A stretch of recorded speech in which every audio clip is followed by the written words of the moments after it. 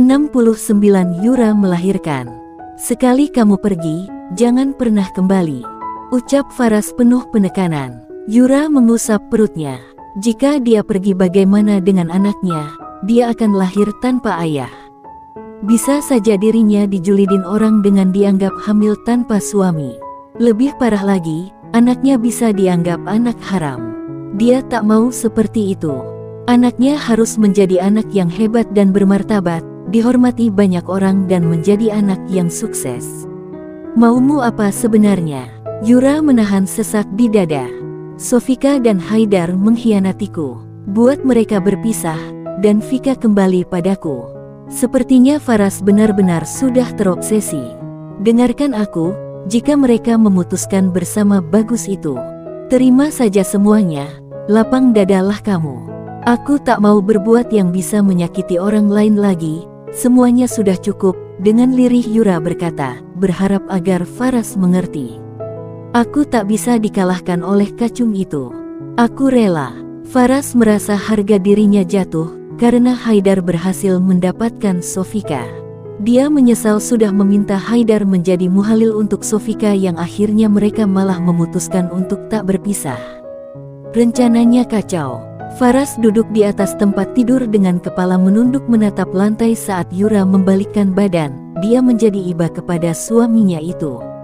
Kemudian menghampirinya dan duduk di sampingnya. Apa kamu lupa kalau kita pernah saling menyukai sejak lama, hingga keadaan memisahkan kita? Dan kita memutuskan bersama setelah bertemu kembali. Aku selalu menyayangimu meski kamu akhir-akhir ini selalu menyakiti hatiku. Yura menggenggam tangan Faras. Faras diam meresapi apa yang Yura katakan. Iya, kata-kata Yura benar adanya. Yura menyandarkan kepalanya di dada suaminya itu. Tangannya masih menggenggam tangan Faras. Ayo kita mulai hidup baru. Lupakan semua, lupakan Sofika. Biarkan dia bahagia bersama Haidar dan kita bersama-sama rawat anak kita, ujarnya dengan lembut berharap Faras sadar. Sisi baik Faras menyetujui apa kata istrinya itu, tapi sisi buruknya merasa tak terima karena dikalahkan Haidar. Akhirnya di dalam dadanya bergejolak memilih antara sisi baiknya atau sisi buruknya. Saat mereka sedang hening dan memikirkan semua yang sedang dan telah terjadi, Yura merasakan kontraksi. Perutnya mulas luar biasa. Sebenarnya, sejak semalam dia memang sudah merasakan sering mulas. Hanya saja masih bisa ditahannya. Tapi, saat ini, dia benar-benar merasakan sakit luar biasa ditambah panas di bagian pinggang dan punggungnya.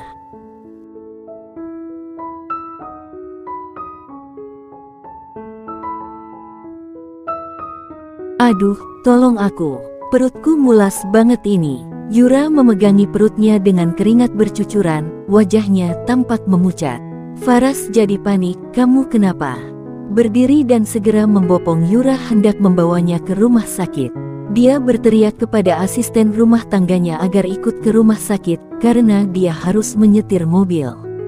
Mungkin ibu mau melahirkan, Pak, sebaiknya saya bawa persiapan ibu dan bayinya, ujar asisten rumah tangga yang sudah berpengalaman melahirkan 7 orang anak itu. Iya cepat, saya menunggu di dalam mobil, jangan lama. Lihatlah dia sudah kesakitan begitu. Faras segera membawa Yura keluar. Sementara itu, asisten rumah tangganya bergegas menuju ke kamar Faras dan mengambil sebuah tas besar yang memang sudah Yura persiapkan sebelum dia meninggalkan Faras beberapa waktu yang lalu. Setelah asisten rumah tangganya datang dan masuk mobil, Faras segera membawanya ke rumah sakit bersalin tempat biasa Yura melakukan cek kehamilan. Istri saya sepertinya mau melahirkan, Dok, ucap Faras yang panik melihat Yura yang terus meringis kesakitan sambil memegangi perut. Tenanglah Pak, semua ibu mengalami hal yang sama. Bapak bisa ikut melihat proses lahiran jika sanggup sekalian memberikan semangat pada istri Bapak. Tapi, kalau semisal tidak sanggup melihatnya, Bapak silakan tunggu di luar saja, ujar dokter wanita yang akan menangani proses bersalin Yura. Faras sudah mau menjawab menunggu di luar saja, namun, Yura memegangi tangannya dan memintanya untuk menemaninya di ruang bersalin. Ikutlah ke dalam, aku butuh kamu. Aku takut, ujar Yura dengan air mata berlinang. Akhirnya, karena kasihan kepada Yura, dia pun ikut masuk. Di dalam ruang bersalin, Faras menahan diri untuk terlihat tenang saat melihat cairan merah mengalir dari bagian bawah istrinya itu. Begitu berat perjuangan seorang wanita dalam melahirkan bayi. Kesakitan, sampai keringat mengalir.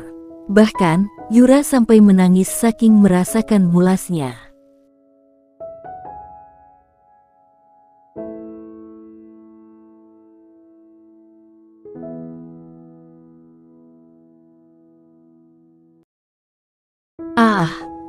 Saki.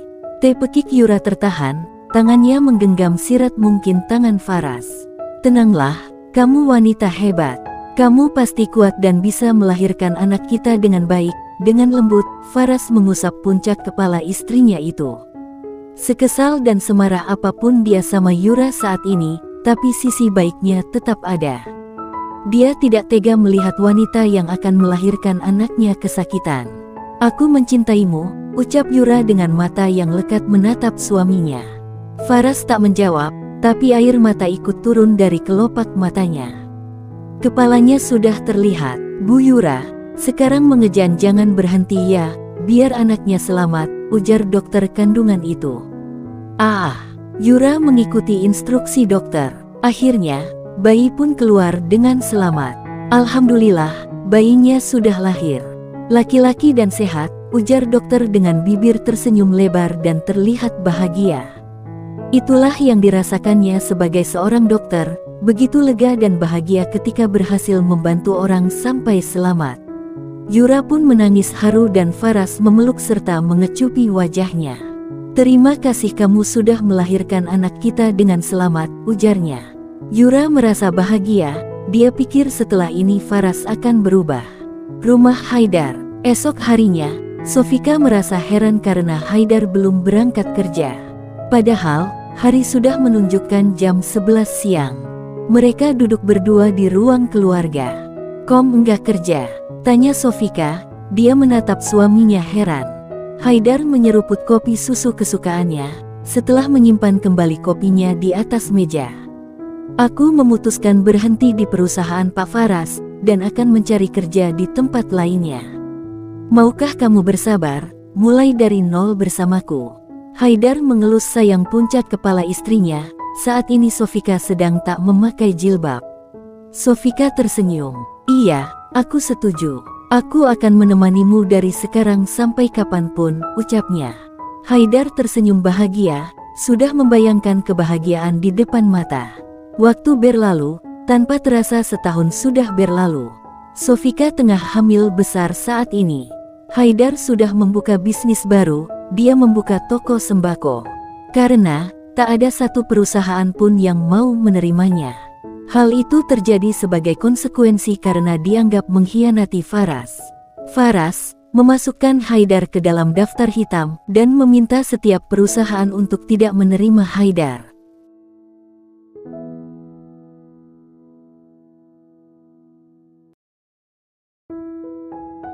Aku ke toko dulu ya, pamit Haidar setelah mengelus dan mengecup perut buncit istrinya.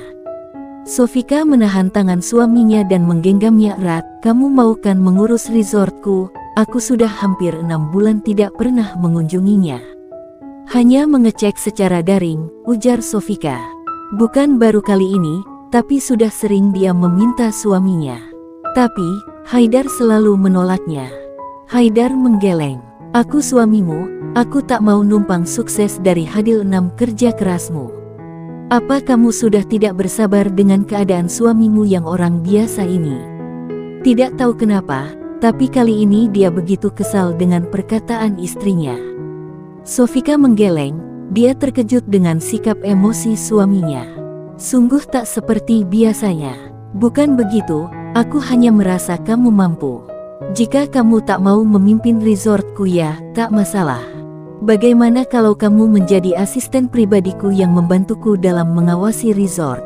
Sofika memeluk suaminya. Cukup, aku menjadi bos saja di resort milikmu tak mau.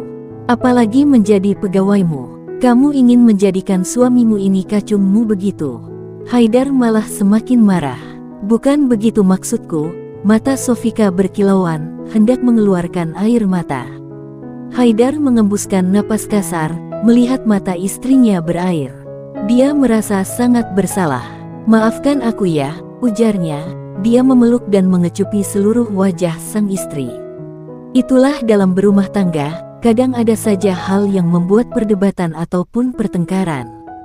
Hanya saja, harus ada yang menekan ego dan mau meminta maaf duluan. Agar pertengkaran tak sampai membesar dan menimbulkan masalah serius. Akhirnya, Sofika menangis meraung-raung seperti anak kecil. "Hua, aku sayang kamu," disela isakannya. Dia mengatakan sayang berulang kali. Haidar terkekeh, merasa istrinya sangatlah lucu. "Aku lebih sayang lagi sama kamu, lebih cinta sama kamu. Jangan pernah lupakan aku ya sayang," ucapnya sembari mengecup bibirnya kilat. Tapi, lama-lama menjadi pagutan mesra.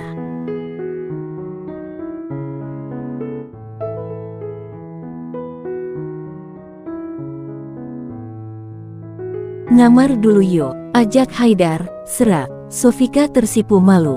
"Kamu kan mau ke toko?" Padahal dalam hati, mau juga. "Itu kan tokoku sendiri. Nanti aja bukanya agak siangan." Menarik tangan Sofika dan mereka berjalan beriringan menuju kamar. Asisten rumah tangga yang tanpa sengaja melihat, pun tersenyum mesem-mesem. Bukan hanya kali ini, tapi sudah sering melihat mereka seperti itu. Mesra, harmonis dan bahagia, itulah penilaiannya. Semoga Bu Vika dan Pak Haidar selalu bahagia, doanya. Haidar pergi ke toko grosir sembakonya sekitar jam 1 siang, usai salat zuhur. "Aku berangkat dulu ya, kamu jaga diri baik-baik oke? Kamu juga harus menjaga anak kita dengan baik sayang," ujarnya diselingi kecupan di seluruh wajah Sofika. Sofika tertawa kecil. "Kamu ini aneh banget sih, kayak yang mau pergi jauh aja. Ya udah, hati ini libur aja, biar kita bisa deket-deket terus," ujarnya sambil memeluk sang suami erat dan menyurutkan wajah di dada bidangnya. Entah kenapa, dia juga merasa kalau hari ini hatinya resah tanpa alasan. Dia tak mau jauh-jauh dengan Haidar.